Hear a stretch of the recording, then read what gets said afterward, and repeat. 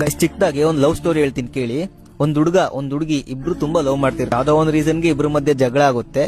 ಬಿಟ್ಟು ಹೋಗ್ಬೇಕು ಅಂತ ಹುಡುಗಿ ಡಿಸೈಡ್ ಮಾಡ್ತಾಳೆ. ಅವನಿಗೆ ಮೆಸೇಜ್ ಮಾಡ್ತಾಳೆ, ಇದೇ ಲಾಸ್ಟ್ ಮೆಸೇಜ್, ಮತ್ತೆ ನಾನು ನಿನ್ನ ನೋಡಲ್ಲ, ನಿನ್ ಜೊತೆ ಮಾತಾಡಲ್ಲ. ಆಗ ಹುಡುಗಿ ಹತ್ರ ಕೇಳ್ತಾನೆ, ನೀನ್ ಹೆಂಗೂ ನನ್ನ ಬಿಟ್ಟು ಹೋಗ್ಬೇಕು ಅಂತ ಡಿಸೈಡ್ ಮಾಡಿದ್ಯಾ, ಅಟ್ಲೀಸ್ಟ್ ಕೊನೆ ಬಾರಿ ಆದ್ರೂ ನಾನು ನಿನ್ನ ನೋಡ್ಬೇಕು ಅಂತ ಆಸೆ ಆಗ್ತಿದೆ, ಸಿಗ್ತೀಯಾ ಅಂತ. ಹುಡುಗಿ ಹೇಳ್ತಾಳೆ, ಇಲ್ಲ ಆಗಲ್ಲ, ಸಾಧ್ಯ ಇಲ್ಲ ಅಂತ. ಆಕ್ಚುಲಿ ಹುಡುಗಿಗೂ ಕೂಡ ಅವನ ಮೇಲೆ ಪ್ರೀತಿ ಇರುತ್ತೆ, ಬಟ್ ಅವನ್ನ ಆಟ ಆಡಿಸ್ಬೇಕು ಅಂತ ಆಕೆ ನಿರ್ಧಾರ ಮಾಡಿರ್ತಾಳೆ. ಇದೇ ರೀತಿ 6 ತಿಂಗಳು ಕಳೆಯುತ್ತೆ. ಹುಡುಗಿನ ಕಡೆಯಿಂದ ಯಾವುದೇ ಫೋನು SMS ಏನು ಬರಲ್ಲ. ಹುಡುಗಿಗೆ ಭಯ ಆಗುತ್ತೆ, ಈ ಕಡೆಯಿಂದ ಫೋನ್ ಮಾಡಿದ್ರು ಆ ಕಡೆಯಿಂದ ಪಿಕ್ ಮಾಡ್ತಿರಲ್ಲ. ಈ ಹುಡುಗರೆಲ್ಲ ಇದೇ ರೀತಿ ಮೋಸ ಮಾಡ್ತಾರೆ ಅಂತ ಹುಡುಗಿ ದುಃಖದಲ್ಲಿ ಹುಡುಗನ ಮನೆಗೆ ಹೋಗ್ತಾಳೆ. ಅಟ್ಲೀಸ್ಟ್ ಅವ್ರ ಮನೆ ಹತ್ರ ಆದ್ರೂ ಹೋಗಿ ನೋಡೋಣ ಏನಾಗಿರ್ಬೋದು ಅಂತ. ಬಟ್ ಅವ್ರ ಮನೆ ಹತ್ರ ಹೋಗ್ತಿದ್ದಂಗೆ ಅವಳಿಗೆ ಒಂದು ಶಾಕ್ ಆಗಿರುತ್ತೆ. ಆ ಹುಡುಗನ ಮನೆ ಹೊಸಲು ದಾಟ್ತಿದ್ದಂಗೆ ಆಪೋಸಿಟ್ ವಾಲ್ ಅಲ್ಲಿ ಆ ಹುಡುಗಂದು ಫೋಟೋ ಇರುತ್ತೆ. ಆ ಫೋಟೋದಲ್ಲಿ ಆರೆ ಇರುತ್ತೆ. ಆ ಹುಡುಗಿಗೆ ತುಂಬಾ ಶಾಕ್ ಆಗುತ್ತೆ, ಏನ್ ಮಾಡ್ಬೇಕು ಅಂತಾನೆ ಗೊತ್ತಾಗಲ್ಲ. ಆ ಟೈಮಲ್ಲಿ ಹುಡುಗರಮ್ಮ ಒಂದು ಬುಕ್ ತಂದು ಕೊಡ್ತಾರ ಹುಡುಗಿ ಕೈಗೆ.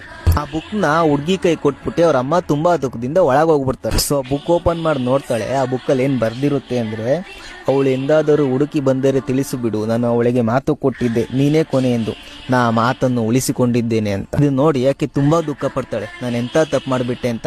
ಬಟ್ ತಪ್ಪು ಮಾಡಿ ಆಗೋಗಿರುತ್ತೆ, ಕಾಲ ಮೀರೋಗಿರುತ್ತೆ, ಹುಡುಗನ ದೇಹ ಮಣ್ಣಲ್ಲಿ ಮಣ್ಣಾಗೋಗಿರುತ್ತೆ.